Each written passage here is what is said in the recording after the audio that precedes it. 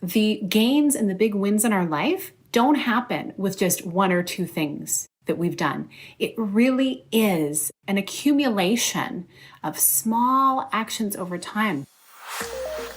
Hello, and welcome to the Connect podcast. This show is all about helping you connect to your soul's calling so you can take action on it. Because the sweetest success is a blend of discovering your purpose with the inner drive to bring it to life. I'm Sheila, health coach, lifestyle entrepreneur, and mom of two, best known for my online wellness programs, mentoring, and self-love passion. Listen in for inspiring interviews, solo chats, and Q&A sessions that will move you past overwhelm towards what lights you up. Stop accepting good enough and go for your version of great in your health, business, and relationships. Let's get started. Welcome to today's live Q&A, and today is all about how to create wins with consistency. This time that we're in, finding any kind of consistent action maybe has been a bit of a challenge because we've been forced to change things continually. And what may have worked for us last year or the year before may not really fit with our lifestyle at the moment. But I'm here to tell you that it only takes small little tweaks for you to do consistently over time that can help you get to the goals that you have with your health, with your relationships, and with your business too, and in parenting and in the whole nine yards. So really what it starts with is boundaries. And we hear a lot about this word boundaries and what does that look like? And often when we think of boundaries, we're thinking about our connection with others or outside forces or organizations or the things that we're involved with on a day-to-day basis, that sometimes other people are dictating to us what we do in a day or a week. And sometimes it's our work schedule. And so having boundaries around, for instance, working at home now for many people, and knowing that, okay, I have a certain amount of time that I spend working, and then I turn the page and I'm into my family life instead, so that you actually get a clean break. It becomes a little more challenging when you're moving into a work at home situation, especially when there's deadlines and things like that. And certainly things can flex, but it can be challenging to not feel like you need to be working all the time. So that's often what we think about when we think of boundaries. However, what about boundaries with yourself? I can say for myself, I go through seasons where my boundaries get tested. And a lot of the boundaries that I struggle with are boundaries that I either haven't set for myself, so certain habits are formed that just kind of get out of control, or they are boundaries I've set with myself that may be completely unrealistic. And so I'm never fully getting the benefit of the boundary because I keep breaking it. So we have to really think about what is realistic for us in our time of life, this season of life, whether you are, in your 20s, 30s, 40s, 50s, whether you have young children, whether you have teens, whether you're an empty nester, whether you're single, whether you're getting into a relationship. There's so many different variables that affect the boundaries, not only with other people, but with ourselves. Because our time pouring into people and activities outside of ourselves affects our schedule. It affects the time that we have available to be able to do the things that are important to us. So I find that revisiting my vision for what I hope to achieve and what I hope for my weeks to be like really helps me to address this boundary issue. And I always know when a boundary needs to be revisited when I start feeling overwhelmed, or when I feel unclear about my next step, or when it feels like everything seems urgent. And I realize that, okay, we need to take a step back and look at all the different things on the go and what is the most important thing to do right now. Sometimes it's in our health where health issues creep up and we haven't been paying attention because we've been focused on other things.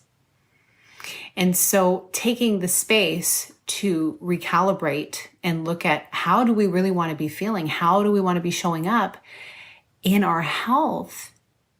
So stepping back and recreating some boundaries that can support those healthy habits in our life.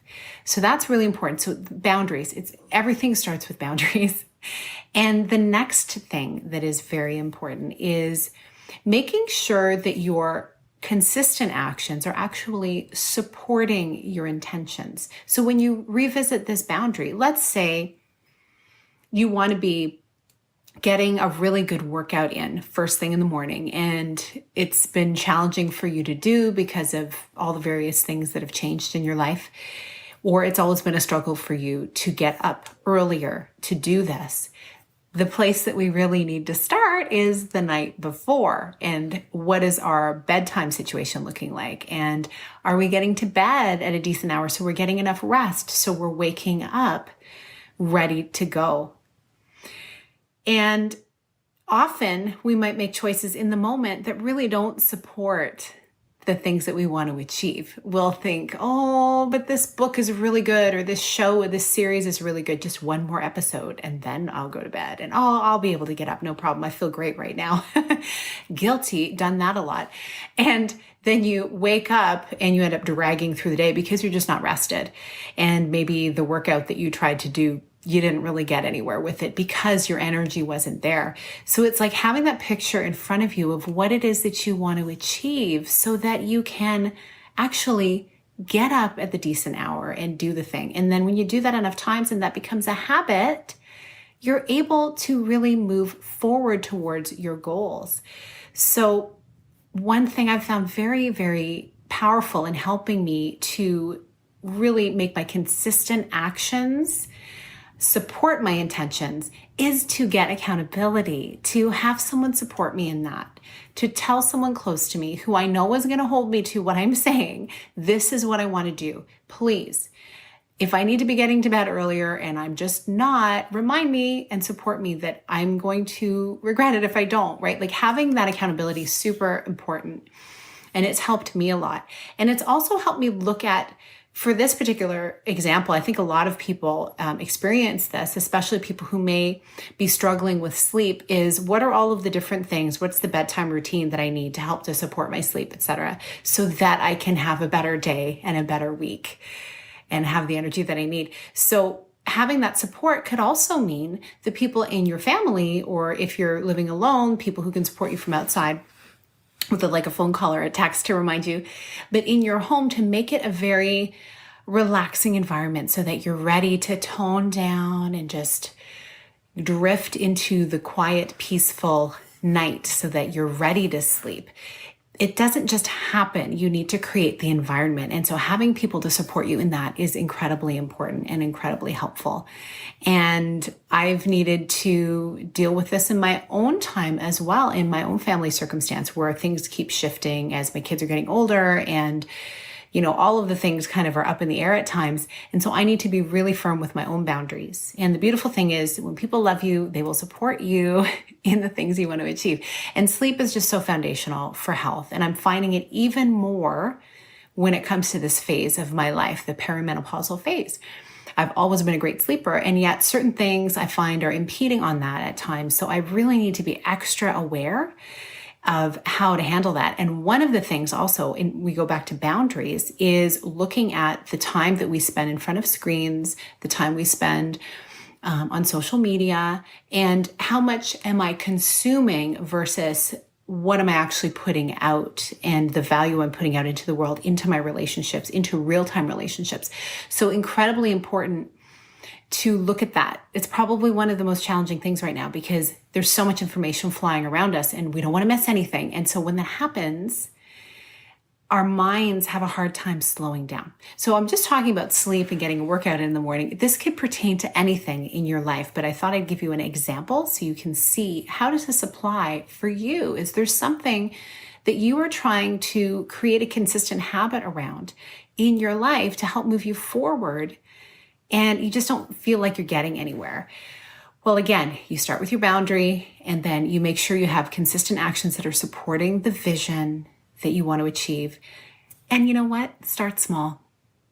That's the simple piece, starting small. When it comes to sleep and getting up earlier, it could mean going to bed just 15 minutes earlier the first few days, and then adding another 15 minutes the next few days until you get to the time that you feel like will really give you what you need. You may just need an extra 30 minutes of sleep to get in bed, an extra 30 minutes, that is, so you can wake up 30 minutes earlier. It may be an hour. It depends. And so when you take these tiny little steps, it starts to give you small wins so that you know that you can do it. Even 1 day, 2 days of doing it, it gives you that boost of, hey, I did it. I've been struggling for so long, but I did it. And so I encourage you to do these things, take the small wins, and don't overthink it. Don't overanalyze it, and don't make things too huge, because then you'll feel like you'll never be able to start. This could have to do with your eating, maybe having more greens in your diet. It may be drinking more water, something so simple, right? That feels so challenging. It may be actually starting dinner a half an hour earlier each night. That's something I've been struggling with, honestly. I tend to always make it at a certain time, and there's this window of time I have where I can get started to make things happen earlier, and I just seem to keep missing that window. But I realize I've not set a boundary around it. I've not made some consistent actions to create that habit, and I've not really mentioned, oh, this is what I want to do. So these are things that I can do, even with something like that, And the nice thing about that, if you make dinner earlier, everything else is earlier, so you can go to bed earlier. Oh, there's another little quick tip for you. So I just want to encourage you, because we can feel like life is just happening to us and we're kind of stuck on this treadmill. We're not really making progress. And I invite you to look at an area of your life that you feel like if you created a boundary around, to create some small, consistent actions to make change in that area, that in 6 months to a year's time, you'll see rewards, because that's how it works. The gains and the big wins in our life don't happen with just 1 or 2 things that we've done. It really is an accumulation of small actions over time. Give you a quick example. My son just is in the midst of finishing up grade 9 French. And he was doing some written French all through K to grade 8, of course, like most people in Canada. And in that process, he did his writing, but then he would do 10, 20 minutes a day, sometimes 30 minutes a day of this online French program. And he would do it every weekday. And it was just small amounts every single day, small amounts every single day. To the point where when he got into his French class, he found that he was understanding things and doing well in his studies with that, because of the continual repetition that he had. And isn't that what happens for all of us with things that we learn? Well, we can apply this also to the things that we're doing each day, our habits, the things that can support our health, and even the things that can support our relationships. I mentioned that at the beginning: health, relationships, business. So when it comes to our relationships, it can be having regular, even tiny little check-in times with the people that have a lot of meaning in our lives, where we're communicating certain things. It's easy to fall off of that, especially when you're kind of around each other all the time. You think, oh, everybody knows how I'm feeling. But what ends up happening is a lot does get unsaid and expected, and then miscommunications happen. And when many of us are spending a lot more time together, because in my area we're not able to really go anywhere, these little miscommunications can add up over time, because we're just all making assumptions. So if instead we have regular, tiny, short little check-ins with each other, our relationships can not only be salvaged, but we can actually really grow and feel closer to each other. So this works for everything. Of course, with business, making connection calls throughout the week, instead of having just one day where you're just on the phone all day long, having short little stints, staying in touch with people. It doesn't, it depends on what your business is, depends on what your work life is, but consistent action is a beautiful way to make wins in your life. And so again, starting with boundaries, making them consistent, and starting small with support. You can do it. And I'm here to support and encourage you along the way. I hope that you've had a wonderful week. And I hope that the days ahead, you can start to look at little areas in your life where you want to see more wins, and make those little steps towards the things that are so important to you. Because when you are thriving, it rubs off on the people around you. And then when enough of us are thriving, really beautiful things can happen in the world. Our world needs us right now. And for those of us who are able to take good care of ourselves and elevate our wellness and elevate our mission in the world, we can do really great things to help those who really need us right now. So I send you lots of love, and I hope you have a wonderful rest of your day. Thank you so much for being here with me on the Connect podcast. If you like this episode, please share it with someone you think would enjoy it. Also, if you head over to iTunes to leave a review, I'd be so grateful. Let us know what your favorite parts were and what you'd like to hear more of. It will help us have a greater impact, elevating many more people to grow and succeed together.